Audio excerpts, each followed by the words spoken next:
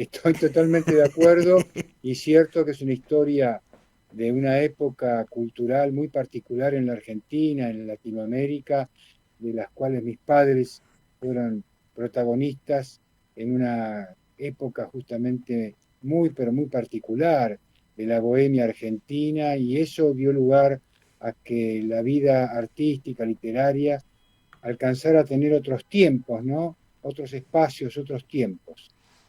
Sí, sí, sí, vemos además, no sé, vos sos uno de los creadores de un espacio cultural que fue de vanguardia, que fue Liberarte, que después devino en el Centro Cultural de la Cooperación, donde vos tenés una responsabilidad muy grande, pero por donde pasaron nombres que marcaron la cultura de todo tipo. No sé, Lorenzo Quinteros, Batato Berea, Urdan Piceta, Los Messis, Capusotto, Muscari.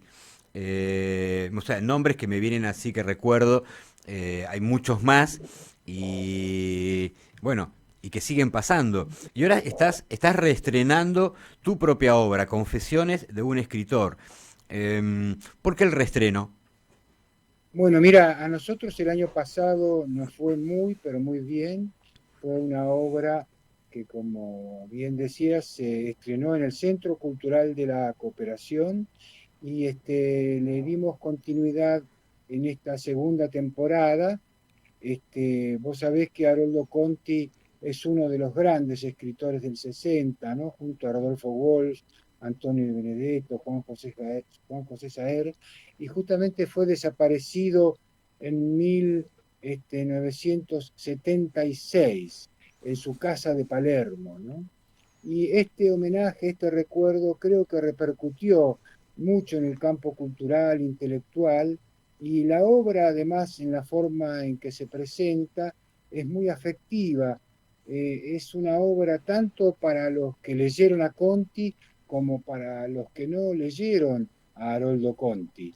No es una historia lineal tampoco, ¿no?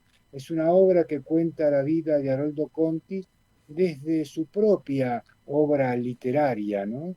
A través de las poéticas del río, de las poéticas de la llanura, de las poéticas del mundo semiurbano, que fueron los mundos por donde transitó el propio Haroldo Conti. Entonces hemos hecho una reposición porque tuvo un gran éxito el año pasado, y bueno, volvemos a reeditar esta obra que sentimos que es una obra interesantísima, no solo porque me ha tocado a mí escribirla, sino por la puesta en escena, por la forma en que se presentó esta obra teatral. En el caso de la puesta en escena, que está a cargo de Manuel Santos, logró resolver justamente una puesta muy interesante, muy poética, muy enigmática por momentos, muy afectiva por otros, muy intensa, ¿no? Muy optimista. Así que es una obra que logró, como te decía, una hermosa comunicación con el público, y hacemos ahora, desde el próximo viernes 21 a las 20 horas, la segunda temporada. Bien. Ahora, pregunta chismosa, Juano. Sí, ¿El elenco es el mismo? ¿La apuesta es la misma? sí, por supuesto, el elenco es el mismo. Están Gabriela Pereira, Diana Kamen, Gustavo Pardi en el protagonista, en representación de Haroldo Conti. No es un personaje que trate de representar a Haroldo Conti necesariamente, pero trabaja de manera muy interesante. Hay momentos en que él es un escritor, como puede ocurrirle a cualquier escritor, lo que le pasa a cualquier escritor, y en otros momentos es el propio Haroldo Conti, ¿no? Juegan esa ambivalencia muy bien con sus dos compañeras, que fueron también sus dos compañeras reales en la vida, pero tampoco están presentadas desde ese lugar. Son mujeres que acompañan la vida literaria de un escritor y son muy protagonistas, o sea, son mujeres que están, digamos, tanto como el propio Haroldo a la altura del escritor y a la altura de sus personajes. Y además la música en escena la hace Peppo Migliori, y bueno, como te decía, la dirección es de Manuel Santos Inurrieta. Se mantiene el mismo elenco, la misma puesta y la misma sala, que es la Sala Solidaridad del Centro Cultural de la Cooperación. Sí, es un lugar muy grato. Yo tuve la suerte de verla el año pasado, pienso volver a verla esta semana, porque son momentos en los cuales uno se encuentra con historias donde decís, bueno, independientemente de la afinidad o no que una persona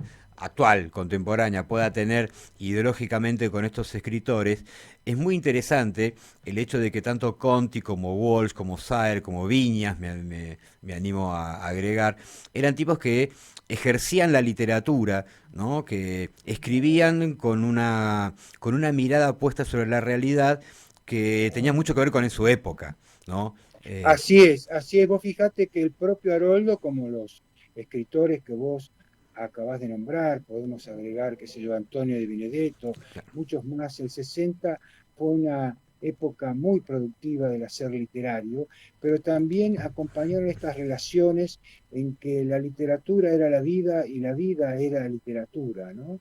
Una consigna muy cara a las vanguardias de los años 60 en esas relaciones, ¿no? Tan intensas. Y justamente Haroldo Conti escribió intensamente, atendiendo la vida, el hacer de todos los días y a su vez la propia literatura, ¿no? Estuvo muy comprometido con la vida y con la literatura. Y este rasgo, él inclusive decía, ¿no? Que entre la literatura y la vida elegía la vida, ¿no? Que la intensidad de la vida era lo que le permitía a él intensamente justamente escribir, ¿no es cierto? Hacer su obra en la novela, en el cuento. Un escritor maravilloso que tuvo esa intensidad y se jugaron en la vida y en el compromiso en la Argentina en aquellos años, ¿no? sí, Por sí, sí. algo fue desaparecido, ¿no? Sí, sí, sí, sí, y como tantos otros que pagaron precios muy, muy caros por ejercer, por practicar la literatura o su arte con esa mirada tan comprometida. Y te digo, insisto, no estando uno a favor o no, compartiendo o no, creo que hay que entenderlos desde la pasión con la que esa gente producía su arte. Eh, Hablando de arte, no puedo sustraerme a la tentación de meterme, aunque sea un ratito, en la cabeza de Juano Villafañe eh, y preguntarte cómo es ser el hijo de una pareja de titiriteros. Bueno, mira, es muy linda la pregunta. Yo creo que viví, producto de que mis padres eran artistas, un mundo mágico, ¿no? Yo siempre siento que viví mi infancia en un mundo renacentista, porque yo viví dentro de una casa que fue un gran teatro. Siempre las casas de mi vida familiar fueron grandes teatros, donde había escenografías, cuadros, libros, grandes estudios, centros de música. La cocina misma era parte del espacio teatral, ¿no? Yo tuve esa formación renacentista, estudié teatro, estudié música durante 10 años, estudié guitarra durante 10 años, estudié historia del arte, estudié poesía, o sea, me formé de una manera integral, por eso digo de una manera renacentista, ¿no? De una manera integral, así que tengo siempre el mejor recuerdo de mis padres, que mi padre era poeta, titiritero, mi madre era artista plástica, era actriz, titiritera, poeta también. O sea, ellos sentían de que sus hijos debían ser educados de manera integral dentro del arte y de las letras, porque eso era la forma más bella de estar en el mundo, ¿no? Sabés que hablando de esta formación renacentista y de todas estas manifestaciones de arte, digo, bueno, el tema de las redes sociales hoy por hoy ya forman parte de la realidad, pero aparecen expresiones nuevas, como lo que estamos discutiendo ahora, que es la inteligencia artificial. Y yo me pongo a pensar en alguna oportunidad qué clase de impacto puede tener, por ejemplo, en el teatro o en la literatura este fenómeno de la inteligencia artificial o, como prefiere alguna persona con la que hemos hablado hace unos días, inteligencia simulada. Pero más allá del nombre, ¿qué nos va a pasar con esto? ¿Es a favor? ¿Es en contra? ¿Nos va a ayudar? ¿Nos va a perjudicar? ¿Qué pensás? Bueno, yo en primer lugar te diría como axioma, como verdad, la relación entre los cuerpos y el acto de la presencia frente a la circulación de las imágenes, las metáforas, el arte, eso es irreemplazable, ¿no? El convivio, el acto de estar sensiblemente en esos presentes tan absolutos y tan intensos, son irreemplazables. Pero no obstante, también las redes pueden ser elementos, todo el sistema digital, todo el sistema de comunicación que se establece hoy tan intenso, también puede ser una forma de multiplicar la difusión de las metáforas, de las imágenes, de la literatura. Fíjate vos que inclusive las redes trabajan sistemáticamente con imágenes, con símbolos, con metáforas, inclusive que por ahí hasta no pagan los derechos de autor, ¿no es cierto? O sea que hay una producción simbólica extraordinaria. Vos me dirás, bueno, hoy las palabras circulan también en las redes y las palabras también se venden hoy. Hoy se venden las imágenes, se venden las palabras. Lo que se ha potenciado, en todo caso, te diría, como conflicto teórico, es que es el valor de uso del arte que siempre estuvo destinado al ocio. Hoy también el valor del arte no solo tiene un valor de uso, sino también un valor de cambio, ¿no? Entonces estamos frente a otras formas. Creo que el arte, de esta manera, digamos, de esta forma, también ha entrado al mercado, ¿no? Hay un nuevo circuito de la mercancía, un nuevo circuito de la mercancía, donde la metáfora, la imagen, el símbolo, son parte también de la mercancía. Y esta forma de vivir experiencial, ¿no? Con las experiencias que ofrece un celular, también son nuevas. Pero el reemplazo por tocar al otro, por estar con el otro, es imposible de hacerlo. No se puede reemplazar el amor de manera física, estable, entre los hombres, entre las mujeres, si no es en ese cuerpo a cuerpo, en ese estar intenso. Por lo tanto, lo que se agrega es una tecnología que puede ser utilizada manteniéndose siempre las grandes tradiciones del convivio, del hacer presente, de los tiempos absolutos donde están los hombres, las mujeres, los públicos relacionados entre sí, ¿no es cierto? Yo creo que eso es irreemplazable. De la misma forma, la inteligencia artificial. La inteligencia artificial es el resultado de aquellas cargas que se producen del conocimiento de toda la humanidad para que sea plasmado de una manera mucho más ágil, mucho más rápida. Pero la creación, el acto poético, la experiencia poética, la experiencia teatral, la experiencia en la vida del hombre, no solo en la actividad artística, en todos los órdenes de la vida, seguirá siendo fundamental. Habrá que pisar, tocar, mirar, sentir el frío, sentir el calor de la vida, ¿no?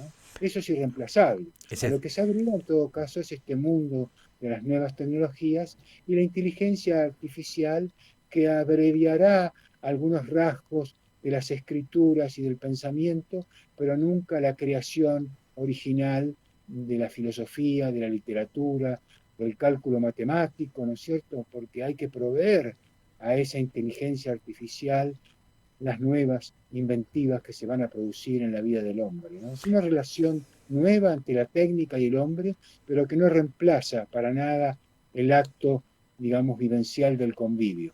es interesante como un poeta reflexiona sobre esto, ¿no? Por eso me parecía tan atractivo esta suerte de acto de provocación, de enfrentarte a este dilema, porque la mirada poética que te trasciende, ¿eh? Porque transpirás poesía, es notable.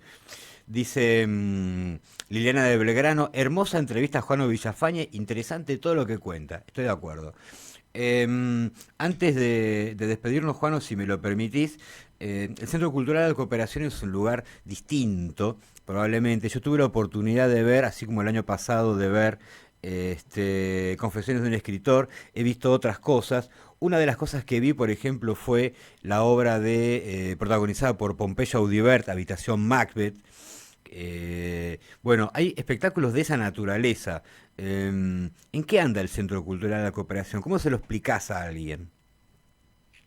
Te lo voy a contar, pero antes te quiero contar algo que me parece muy interesante. Leí hace poco, muy breve te lo cuento, un estudio académico de la Universidad de París haciendo un estudio de campo sobre las formas de la inteligencia social, ¿no es cierto? Y esta investigación daba cuenta de que siempre cada 30 años se hace un balance de los desarrollos de la inteligencia social. Y esta es la primera vez en los periodos de estudio que ha descendido la inteligencia social. O sea, se ha precarizado el pensamiento complejo, ¿no es cierto? Y se consideraba a la poesía y a la metáfora como un lugar reservorio de la memoria y de los afectos, ¿no es cierto? Y de la formas de incluir también el pensamiento mágico, el pensamiento abstracto, ¿no? Por lo tanto, esta condición de las nuevas tecnologías ha generado otro problema que vamos a tener que estudiar, que es este descenso de la inteligencia social, ¿no? Bueno, esto como dato para hacer el elogio de las nuevas tecnologías, pero atender también sus problemas. El Centro Cultural de la Cooperación sigue siendo un centro de las artes, las letras y las ciencias sociales, donde experimentamos sobre la actividad artística, realizamos actividad política cultural, ofrecemos debates sobre la situación que vive nuestro país, nuestro continente, seguimos investigando los distintos temas que se asocian con el arte, con la literatura, con las ciencias sociales. O sea, yo te diría, el Centro Cultural de la Cooperación sigue siendo un gran laboratorio de creación, desarrollo de las artes, las letras y las ciencias sociales. Entiendo. Yo me quedé colgado con la obra de Pompeyo, me pareció Habitación Hamlet, me pareció una cosa extraordinaria realmente. Este, Extraordinaria, mirá, es el resultado, yo te voy a contar en un minuto, es un resultado extraordinario, pero para que vos lo sepas, creo que es la primera vez que lo hago público. Pompeyo Audibert nos entregó a nosotros Macbeth de Shakespeare, la obra hecha con todos los actores, estaban pensados integrar a cada uno de los personajes, con grandes actores, por supuesto, de la escena nacional. Él la iba a dirigir, él también la iba a actuar, y en un momento determinado, apenas apareció la pandemia, él estuvo caminando por el mar, allá en Mar del Sur, donde él tiene una hermosa casa, y caminando por el mar, recordó el sueño que tuvo la noche anterior. Ese sueño indicaba que él había ido a ese subsuelo de la sala Solidaridad en el Centro Cultural de la Cooperación a realizar el primer ensayo de la obra Macbeth con los actores elegidos. Y resultó que él estuvo y se encontró solo en ese subsuelo, porque todos los actores habían desaparecido con la pandemia. Entonces, Habitación Macbeth tiene el signo original de lo que fue un teatro pandémico, en donde él dijo, no, yo no voy a permitir esto, yo voy a hacer todos los personajes de Macbeth. Así que él logró hacer algo extraordinario, o se convirtió en todos los personajes de Macbeth y realizó una obra maravillosa, que justamente alcanzó a tener un gran impacto, yo creo que entre otros motivos, porque hubo una sensibilidad social al entender esta obra como una obra creada durante la pandemia. sí, sí, sí, digo, yo salí realmente fascinado, independientemente del texto y de que Pompeyo Audibert es un actor único, la apuesta a la realización es increíble.